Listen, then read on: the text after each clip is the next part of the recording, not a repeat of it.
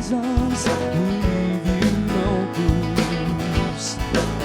As desperation spreads over the broken soul, I leave you feeling dead.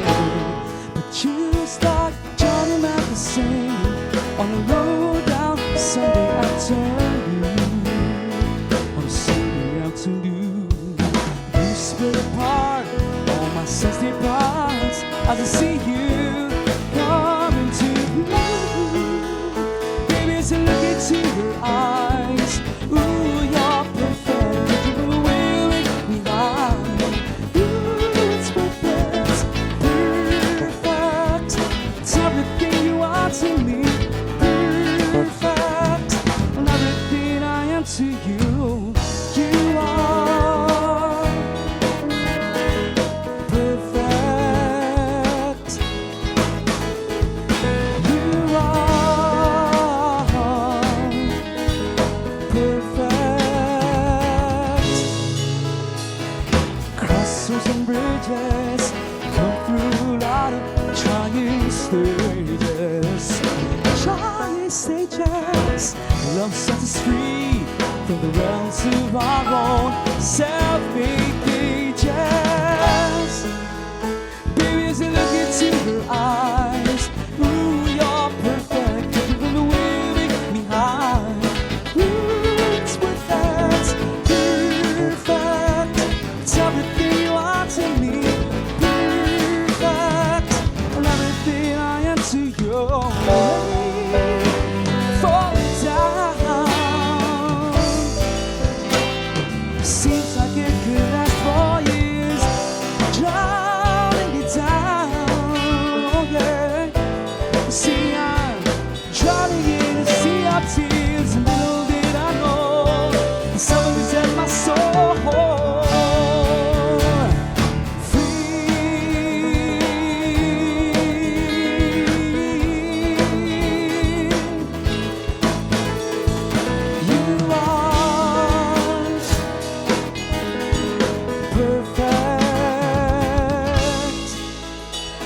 as you look into your eyes, ooh, you're perfect. You will make me high.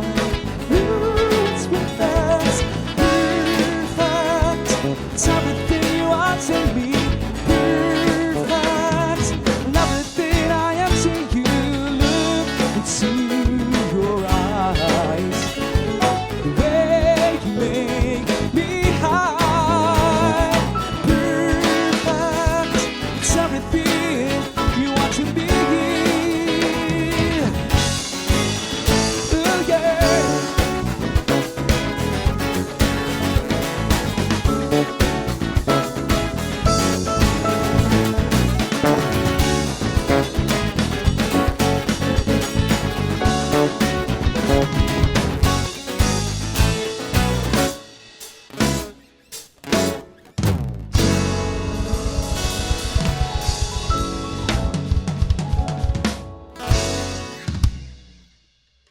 Nag-umpisa ang True Faith noong 1992 actually.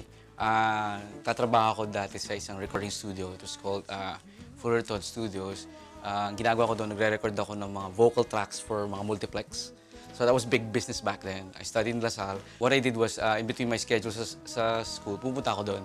Nagre-record ako ng mga, ginawa ko yung best of Basil Valdez, gumawa ko ng best of Neil Diamond, tapos mga songs na Simply Red, Extreme, mga ganon, Depeche Mode. Tapos, syempre, naging friends ko na rin yung mga nandun sa recording studio. Si Francis and si Ferdy, kababata ko actually sa Parañaque. We talked about forming a band, and we made this song, and it's called Perfect. We were called True Faith already. I named us the trio True Faith after the song by New Order. New Order is a British post-punk electronic pop band from England. Nabuo yung kanta ng Perfect noong 1991. Tapos yung nga, sinabit namin sa RT, then it became a hit. It became a big hit sa mga Koreanas, sa mga estudyante. And eventually, we got signed up with Octo Arts. Then, first album, debuted 1993. Kasama kong nagbuo nung song na Perfect ay yung mga founding members din ng True Faith. si Ferdy Marquez, who sadly passed away last year, and si Francis Guevara. So they wrote the song with me. I did the lyrics and they did the music. And we already felt that time that was back in 91, then 92, towards 92. Kind of felt that time already people might like this. And but we didn't expect it to be such a big hit back then, and you know, one of the staples of OPM. It's exciting. People were just like, they always wait for that song to happen. It's like it really explodes every time we perform it. Until now, actually, mga fans from way back, they have families already. And this is my younger generation. They're coming to realize the song because some people have remade it. It's also constantly used with this restaurant. Yeah, for a restaurant commercial. So the kids now parang na-recognize na yung song because of that restaurant's campaign. So nakakatawa for the generation na kasabay ng True Faith. It's more nostalgia. Pero for the young kids, when they see, when they hear it, parang okay. History lesson. Music history lesson. At saka parang kung ano na-feel siguro ng mga batchmates namin dati, nararamdaman din nila. So yeah, it's a classic song and I'm really proud that I'm part of it when we wrote that. Yeah.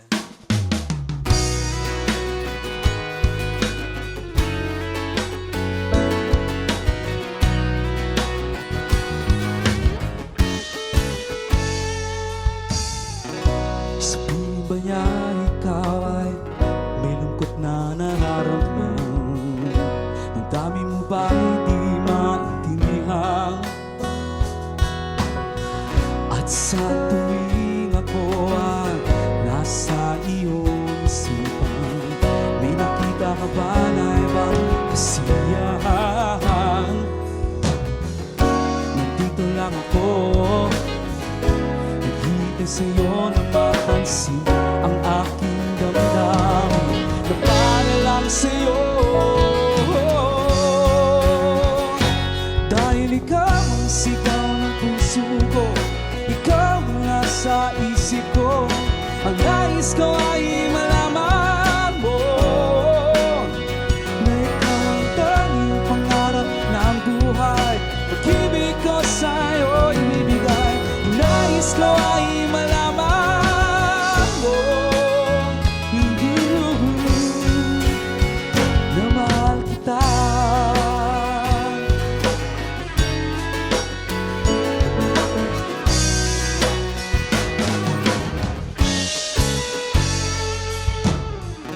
Sabihin ba niya ikaw ay may sakit na nararamdaman? Ang dami mo ba ay sinasaktan? At sa tuwing ako ay nasa iyong panaginip, ang tayong dalawa ay masayang magkapigil. Nandito lang ako, naghihintay sa'yo na mapansin ang aking damdamin, na para lang sa'yo. Dahil ikaw ang sigaw ng puso ko, ikaw ang nasa isip ko, ang nais ko ay malaman mo na ikaw ang tanging pangarap ng buhay. Pag-ibig ko sa'yo ibigay, nais ko ay malaman mo na mahal kita.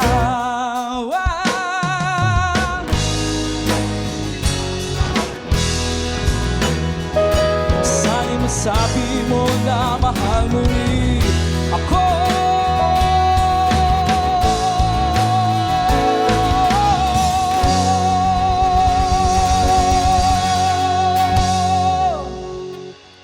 Dahil ikaw ang sigaw ng puso ko, ikaw ang nasa isip ko, ang nais ko ay malaman mo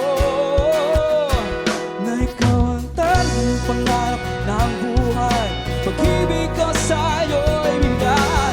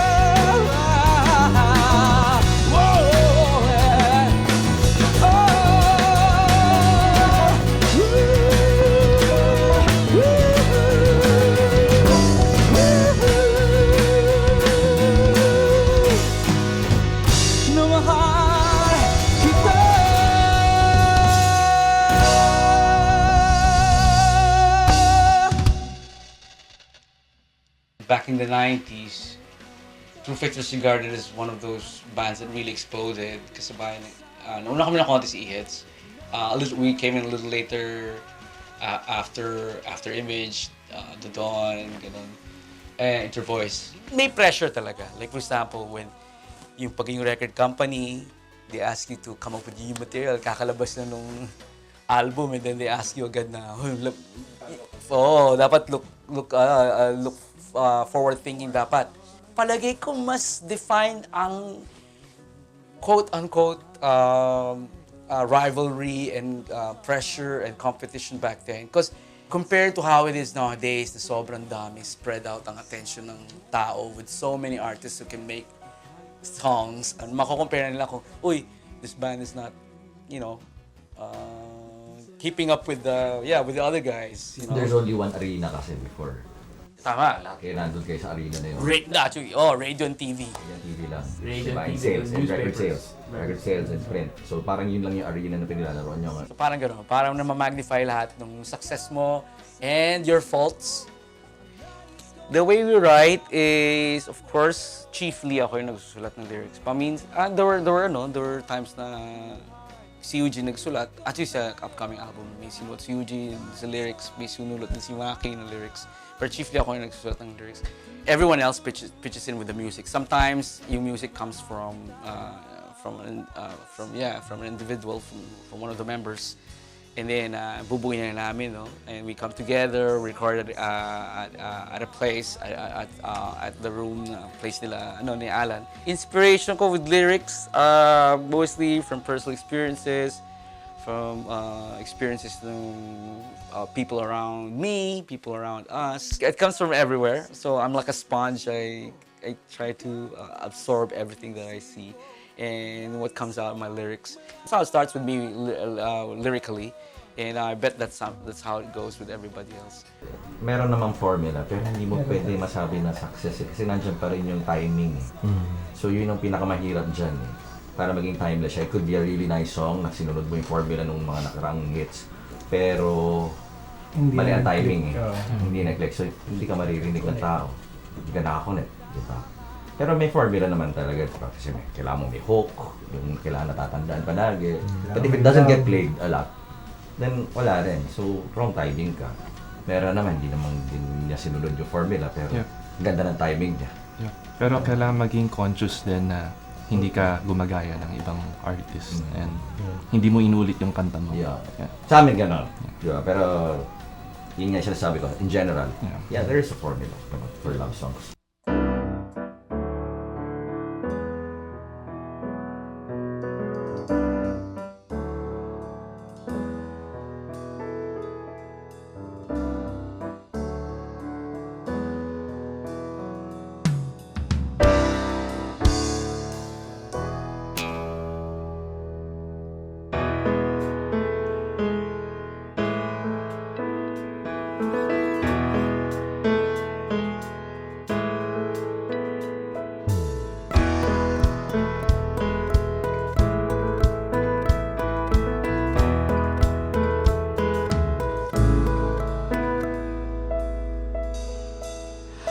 Di malaman kung ano ang gagawin sa damdamin na di ko maamin sa sarili. Kung bakit ka pa ba nandyan? Sabi-sabi ng mga kaibigan ko, huwag mong ulitin ang hindi para sa'yo.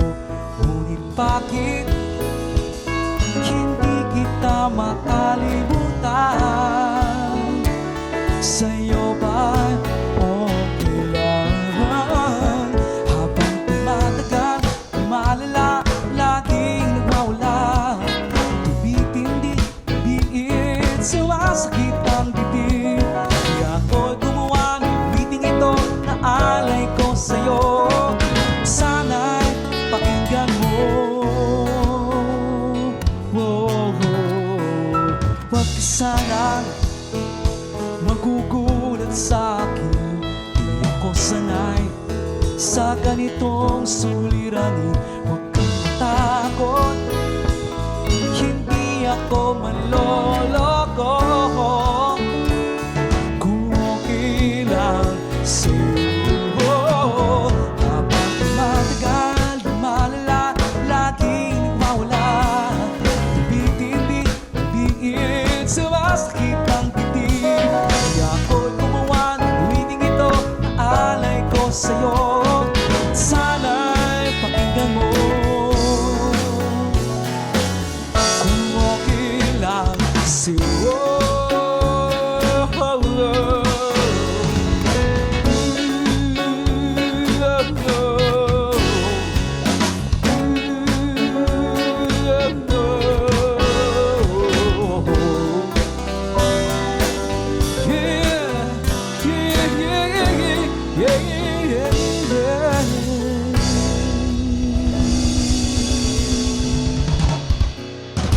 Ngayon, alam mo na, sana'y di ka mainis.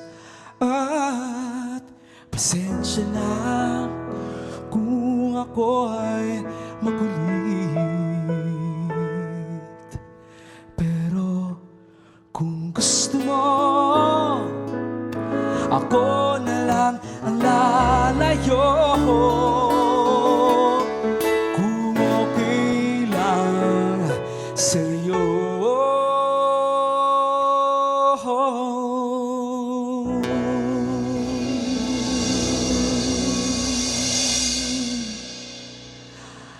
Habang tumatagal, lumalala, laging nagwawala.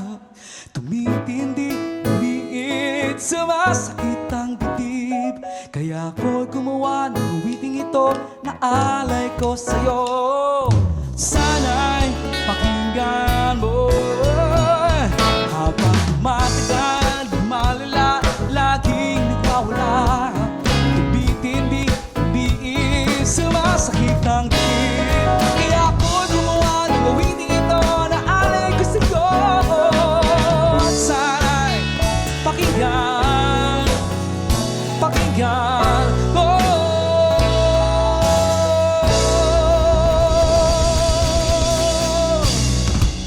Kung okay lang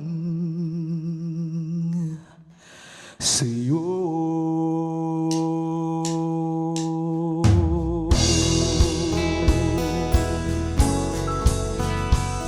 Kung okay lang sa'yo.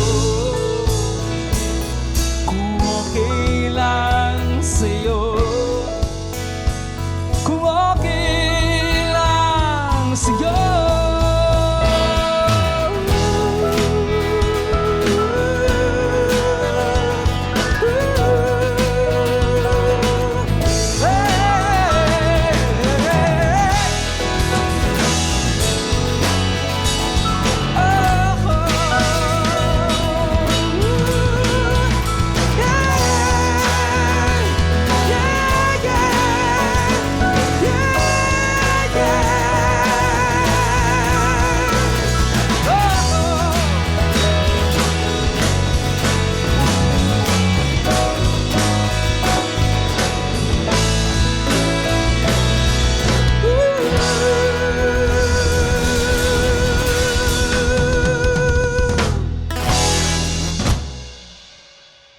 Anong memorable? Ano, para sa akin, yung mga out of the country Out of the shows. country. It's always playing for the Filipino communities outside of the country. So, syempre, bukod sa we see a different side of the world, we also get to see the Filipinos, how Filipinos are out in other countries, and nakakapag-provide kami ng saya at saka entertainment sa kanila. And aside from that, yung times that you get booked for a New Year's countdown gig, those things are always memorable for me because there are times na kasama namin yung families namin even if we go out of town. So that's a special thing also because we get to play and at the same time we get to celebrate. So with all of those people celebrating coming up the new year? Truth is, it's not always fun having this kind of career, but it's a lot of fun. Even the hardships even the most yung medyo even yung mga medyo kind of burdensome na trabaho is masaya pa rin. Pero yeah, the most fun is like when we travel. Travel sa mga probinsya, tsaka abroad. Yan ang the best. So, nagkaroon ng gulo in the naayos naman. But it took some time bago nakuha uli ng True Faith yung trust ng fans. Kasi pangit pakinggan pag may away-away, gulo-gulo, di ba?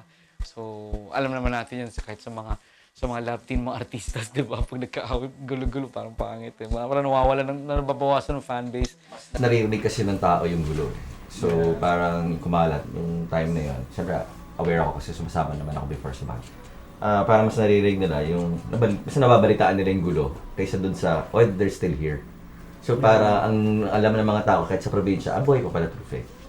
So, it took some time. Tapos, ilang albums yun? 2? 3?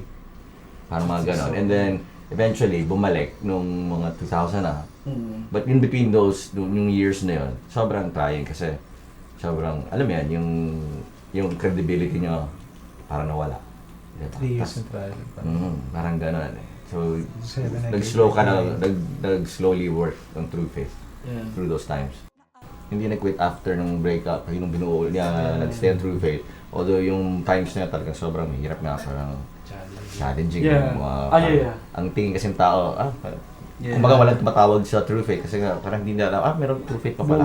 Hindi wala. Eventually, nag-comeback yun when the record company decided na to release the first anthology, yung best of nung 2000. Tapos nandun yung Kung Okay Lang Sa'yo. Some demographics, talagang sobrang naging hit yung Kung Okay Lang Sa'yo. Naging hit. There's a massive na campaign by a coffee company, kinuha ang True Faith. So eventually, So ayun na naman, bumalik na naman. But yun nga, through those trying times, walang nag-quit. Basically, you just kept the faith.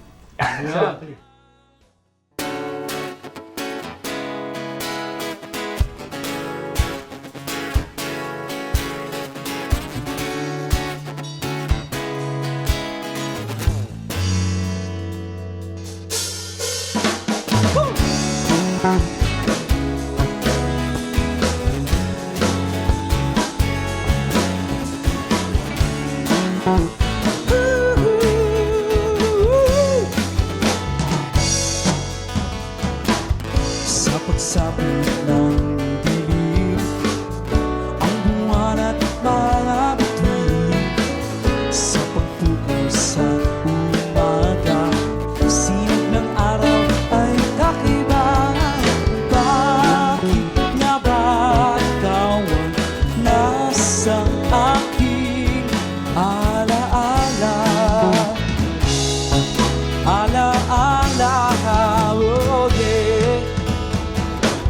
Habang lahat ay nunod na sa alak at sa katatawan, bigay na ang lahat ng lubog upang tapo'y mapalayo. Bakit nga ba ikaw ang nasa aking alaala? Alaala, oh yeah. Bakit nga ba?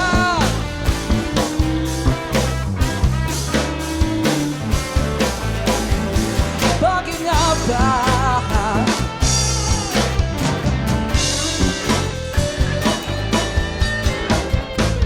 Bakit nga ba ikaw ang nasa aking alaala? Alaala, oh yeah. Come on. Sa pagsapit ng dilim, ang buwan at mga bituin, sa pagbukaw sa umaga, sinag ng araw ay kakaiba. Bakit nga ba ikaw ang nasa aking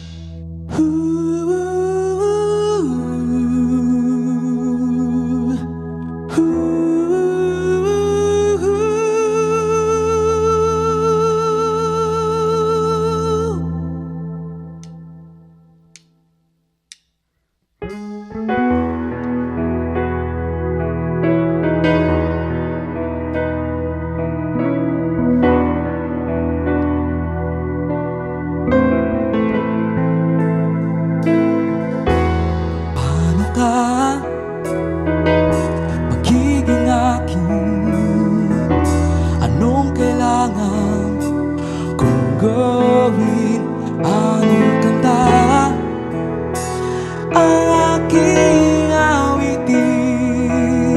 Hindi lang ang ulan ko ang aking yayakapin sa pagtulog. Pasensya ka na, ako'y nahulog para sa'yo. Di ko plano ito, pag-ibig paminsan ang hanap sa'yo.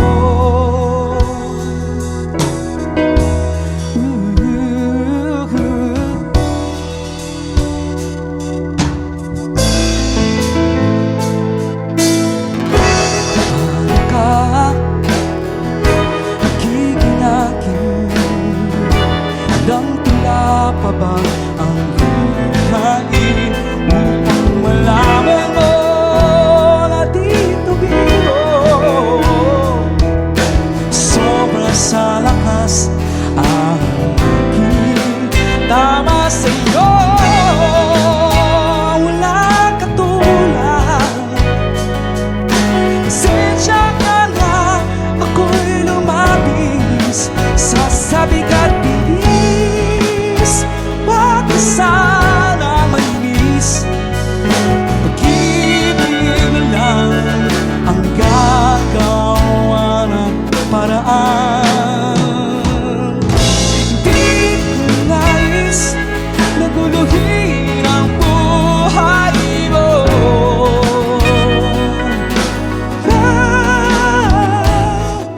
Ang nais ko lang sana'y intindihin mo ang pagkahibang ko.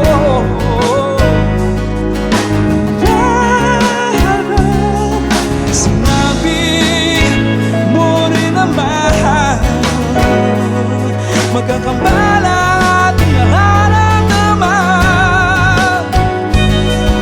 Kaya't ang hiling ko'y huwag ka sanang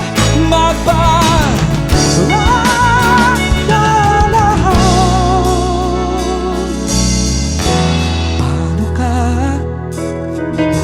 magiging akin na walang masasaktan? Anong aking gagawin?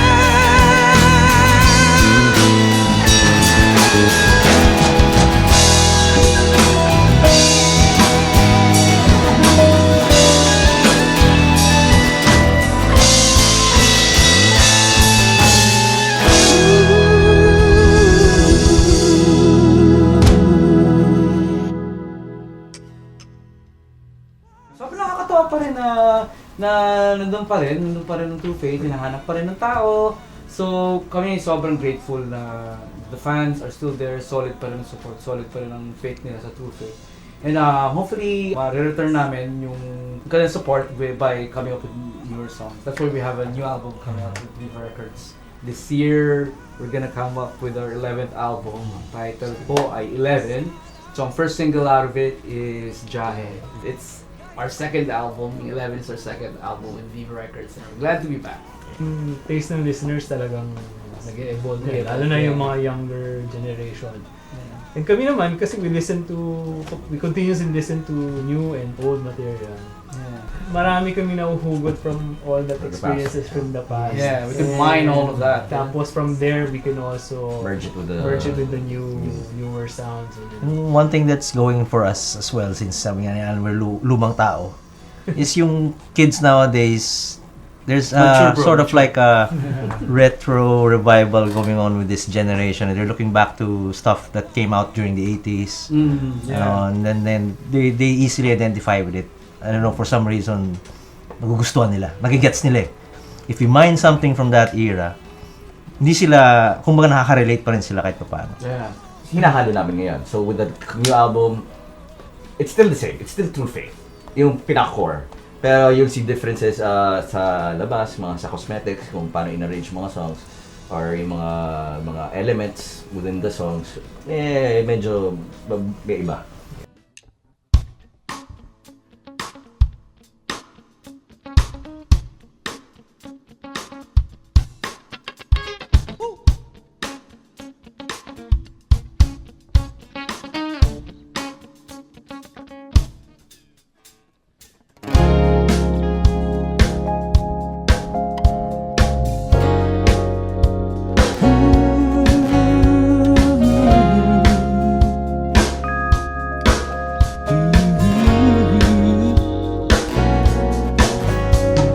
Remember the time nung tayo'y sa kolehiyo. Favorite part ko, favorite part mo, ang pag-iala tayo. Ihatid kita sa may sakayan, kahit na malakas ang ulan. Di bale na kung wala akong jacket, hindi ka habang malayo na ang jeep. Di sa bahay, babalikan. Uwi na, uwi na. It's just na pala, may isang ka pa. Uwi na, uwi na. Oh, oh.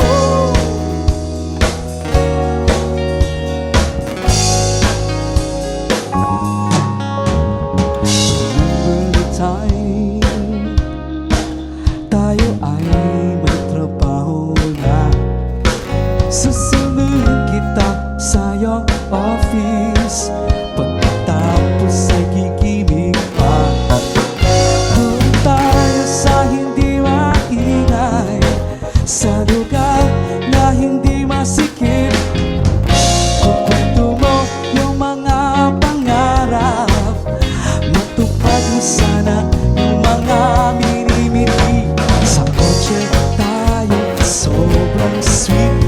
Uwi na, uwi na. Excited na ako sa ating good kiss. Uwi na, uwi na. Oh, oh.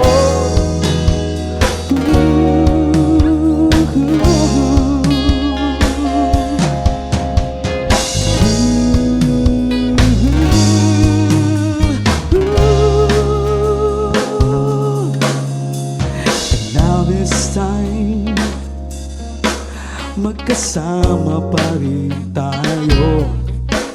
Ini-enjoy ang bawat araw, pauwi na sa pangbuhay ito. Tawa mo sa aking ang asawa, kahit di pa tayo kasal. At ngayong gawing ulitin natin ang sumbarang matibay na pag-ibig.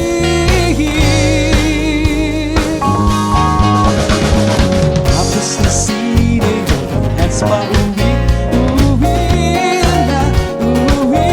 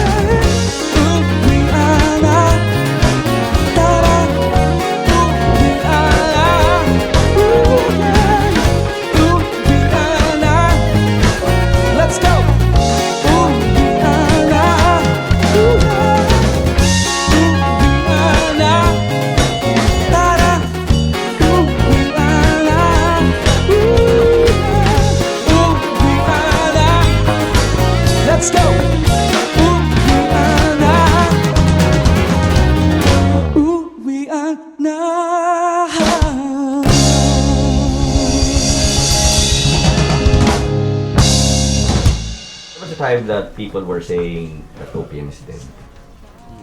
And, you know, some people actually believe that OPM was dead.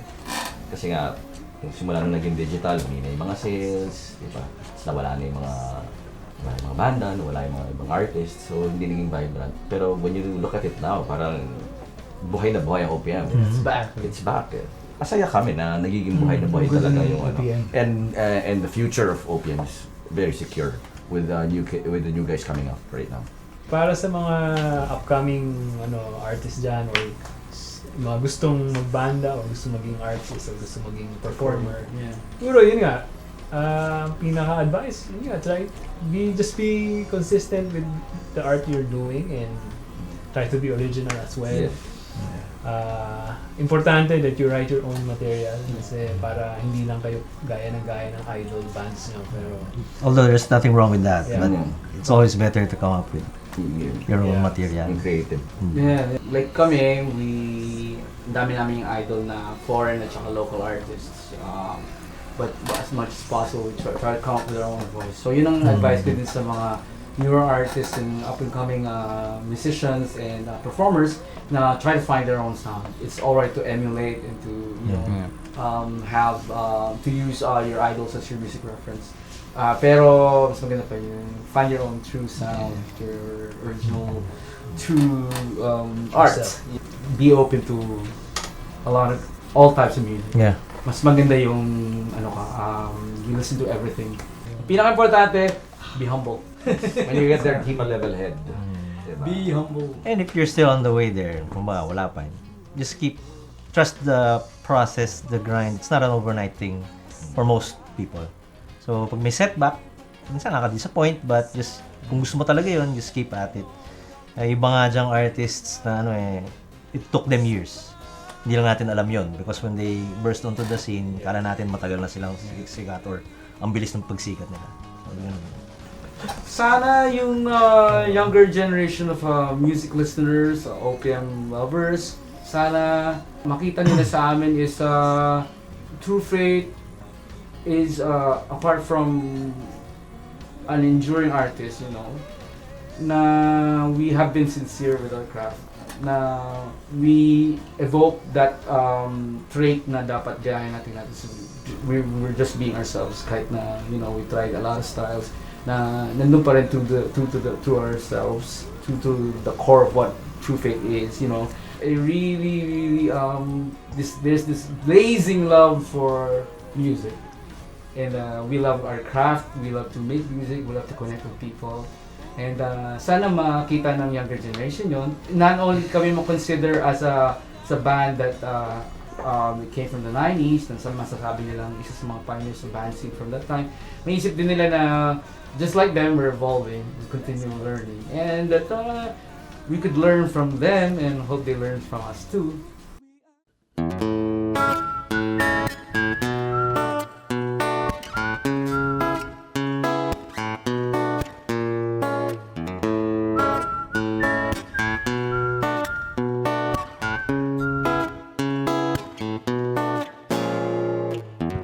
Nais ko ay magpakilala sa iyo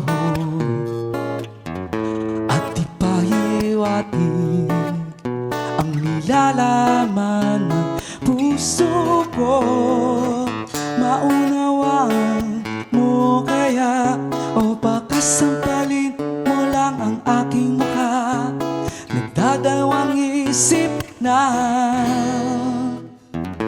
wag